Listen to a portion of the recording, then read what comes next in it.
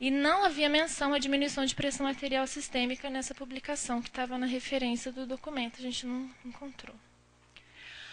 Com relação ao Mazindol, foi apresentado também um estudo realizado por Nishikawa, publicado em 1996, que também não havia sido contemplado na nota técnica, que nós não tínhamos avaliado anteriormente. Um estudo aberto, não controlado, em 13 mulheres com obesidade severa, receberam uma dieta de 480 quilocalorias por dia em 2 a 4 semanas, depois de 1.000 a 1.200 calorias por uma semana.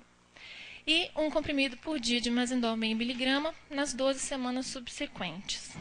O documento Diretrizes, assim como o estudo sobre anorexígenos da Anfarmag, trazem essa informação. A parte que está sublinhada, a gente não conseguiu encontrar na publicação também.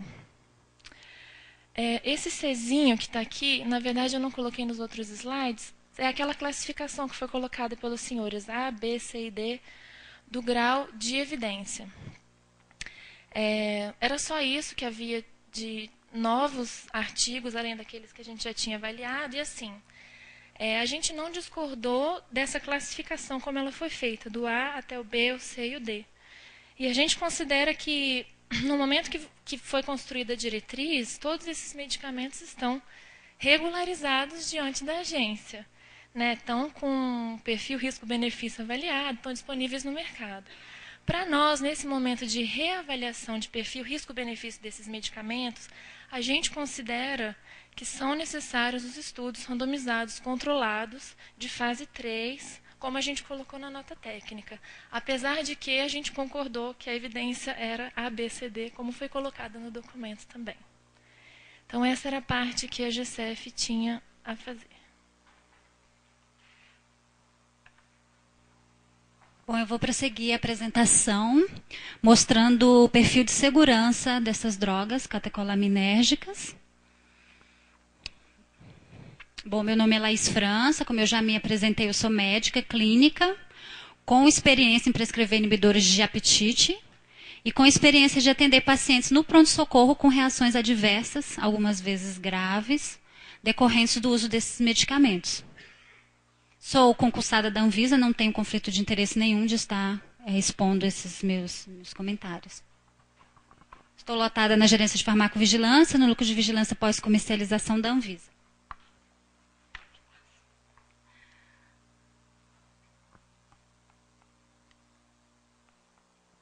Bom, vamos começar com o Femproporex. O Femproporex é um agente simpatomimético indireto e que inibe também a recaptação da serotonina e da dopamina. É importante comentarmos que 70% da droga que é ingerida, ela é metabolizada no fígado em anfetamina. Então, nós podemos extrapolar as reações adversas da anfetamina também para o Femproporex. Essa foi uma das dúvidas que surgiram na audiência pública. E o dado é positivo. 70% é metabolizado em anfetamina no fígado. Ela é uma prodroga, portanto. E as reações adversas podem sim ser extrapoladas para o Femproporex.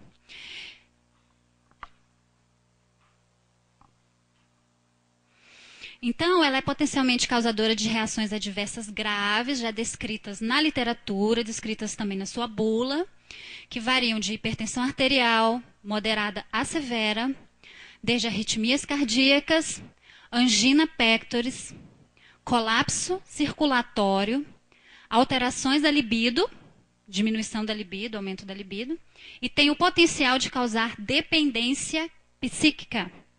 Ou seja, o paciente pode apresentar um risco sério de morte com a utilização do Femproporex. Em algumas situações, se não houver uma intervenção imediata, o paciente pode ter um evento letal. Outras reações adversas graves: psicose paranoide, comportamento violento, crises de pânico, transtorno obsessivo-compulsivo, hipertensão pulmonar primária, dada a inibição da recaptação da serotonina, hemorragia subaracnoide e outros eventos vasculares cerebrais, como acidente vascular cerebral de maneira geral. Pode evoluir para uma insuficiência hepática aguda, e a síndrome de abstinência, que são eventos potencialmente graves também. Com relação à anfepramona, a anfepramona ela aumenta a liberação de noradrenalina na fenda sináptica dos neurônios hipotalâmicos, inibindo a sensação de fome.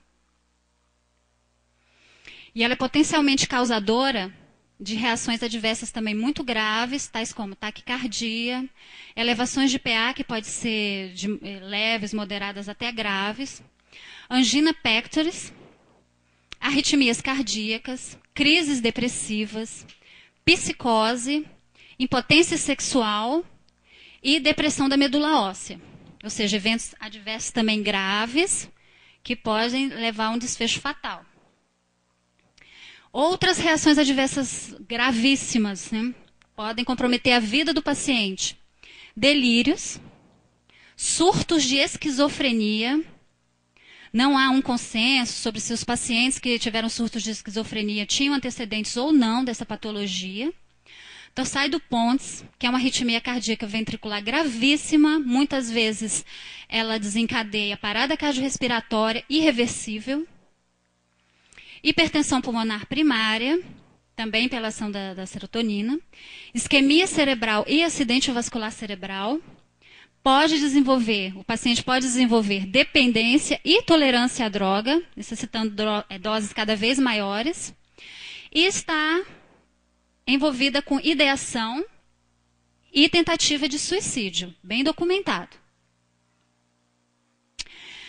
A anfepramona tem 26 contraindicações para sua prescrição, 26.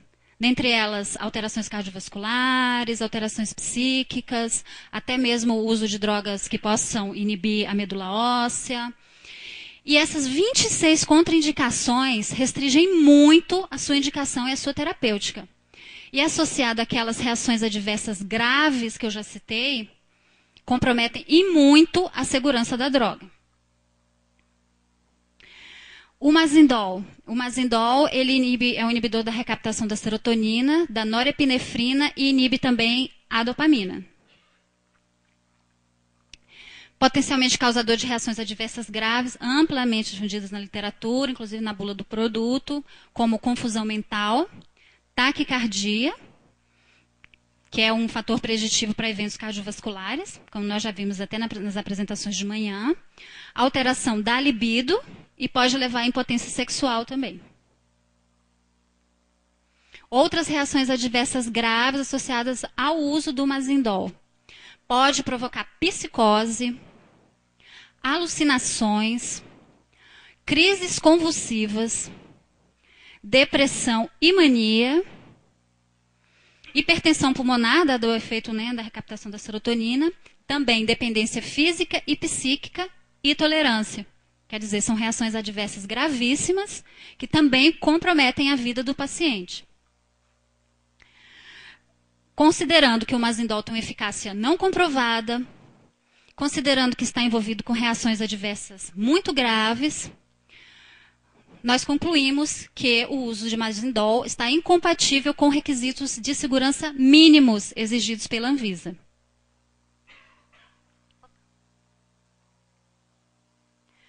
Aí resta aquela minha pergunta. É possível, numa triagem do consultório, um paciente que chega querendo uma prescrição, querendo perder uns quilos, referiu que já fez as medidas dietéticas, higieno-dietéticas, como exercício físico, dieta, e ele pede para que seja prescrita uma droga, o médico também acha que ele se enquadra naqueles padrões. É possível o médico afastar os fatores de risco cardiovasculares, considerando que essas drogas têm um efeito inotrópico positivo muito importante no sistema cardiovascular? E considerando que muitas vezes o paciente desconhece o seu status cardiovascular, considerando que esse paciente muitas vezes desconhece o seu histórico familiar de doença cardiovascular e desconhece o seu status cardiovascular, o paciente ele pode simplesmente dizer que não possui nenhuma patologia porque ele desconhece. E o exame clínico normal não afasta a doença cardiovascular. E o eletrocardiograma normal também que se faz no consultório também não exclui a presença de doença cardiovascular. Se nós formos solicitar exames mais acurados para detectar essas patologias, normalmente esses exames estão envolvidos com um risco muitas vezes até de morte, para sua realização. Até que ponto os médicos vão estar sujeitos a correr esse risco de prescrever tais drogas para pacientes que, segundo a atualização das diretrizes para o tratamento farmacológico da obesidade e sobrepeso, a atualização da ABESO, ISBEM, no ano de 2010, na sua página 5, tem indicação para tratamento. Os pacientes nos quais houve falha de medidas não farmacológicas, com índice de massa corporal maior ou igual a 30, maior ou igual a 25, associado a outros fatores de risco, ou circunferência abdominal maior ou igual a 102 para homens e maior ou igual a 88 para mulheres. Que é justamente a população de alto risco para eventos cardiovasculares. Então, é seguro atualmente prescrever medicamentos com tal efeito inotrópico positivo sobre o músculo liso cardíaco a pacientes com esse perfil aumentado de risco cardiovascular, conforme foi discutido no período da manhã? Não é possível. Esse é o parecer dos técnicos da Anvisa. É possível, senhores, numa triagem no consultório médico, que sequer é de uma especialidade de psiquiatria, que ele possa afastar os fatores de riscos psiquiátricos, considerando-se que muitas vezes o paciente vai no consultório, ele desconhece se ele tem uma patologia psíquica. Ele desconhece, ele pode não estar na crise, já que essas patologias muitas vezes flutuam entre a normalidade e a anormalidade. Ele pode estar no momento normal e ele desconhece o seu histórico. Desconhece o seu histórico familiar e o seu histórico pessoal. Vai ao consultório, o médico, com uma boa intenção, prescreve a droga e o paciente pode ter um evento. É seguro a prescrição de tais drogas para esse paciente? A conclusão é de que não é possível a prescrição segura desses inibidores do apetite na prática clínica atual. À época do registro, essa relação risco-benefício, ela era favorável ao paciente, os benefícios superavam os riscos. Mas o conceito de risco, ele muda, ele é muito dinâmico, ele muda conforme a época. Né? Por exemplo, o registro da anfepramona, salvo engano, foi de 1958. Então, essa relação não é mais favorável. Então, cabe à Anvisa, já que a missão é promover e proteger a saúde da população, rever os medicamentos, até mesmo os já registrados, e rever se a segurança ainda permanece e se os riscos superam ou não os benefícios, e tomar as medidas sanitárias adequadas para o caso. Essa era o que eu tinha a dizer, tá? Agradeço. Para a apresentação dos parâmetros científicos dos pontos discordantes em relação à nota técnica da Anvisa, nós convidamos o Dr. Henrique Suplicy, da ISBEM. Eu queria começar me apresentando. Meu nome é Henrique Suplicy, eu sou professor de endocrinologia e metabologia da Universidade Federal do Paraná desde 1974. Eu fui presidente da Sociedade Brasileira de Endocrinologia e Metabologia regional nossa lá do Paraná por 5 gestões, sou atual secretário da ISBEM Brasil. Eu fui conselheiro do Conselho Regional de Medicina durante 5 anos e eu sou membro titular da Academia Paranaense de Medicina. O meu papel aqui, além de contrapor algumas coisas da nota técnica e algumas coisas que a apresentadora que me antecedeu apresentou, o meu papel aqui também é de defender o direito do médico de prescrever esse tipo de medicamento e o direito do paciente de ter acesso a esse tipo de medicação. Quando a gente fala do indivíduo obeso, isso aqui está escrito em inglês, mas em qualquer língua que isso seja traduzido, as manifestações são sempre as mesmas. O obeso é visto como um indivíduo preguiçoso, como um indivíduo sem vontade, como um indivíduo até com QI mais baixo, né? Basta fazer um pouquinho de dieta, atividade física que você emagrece. E a coisa não é bem assim. As atitudes negativas em relação ao obeso, elas são demonstradas no trabalho, na escola, na família, pelos profissionais de saúde. E a obesidade é uma doença reconhecida pela Organização Mundial de Saúde, e entender que ela tem uma causa biológica, ao invés de uma causa exclusivamente de comer demais e fazer pouco exercício, isso reduz em muito essa atitude negativa que as pessoas têm. Isso é só para mostrar para vocês alguns dos fatores com os quais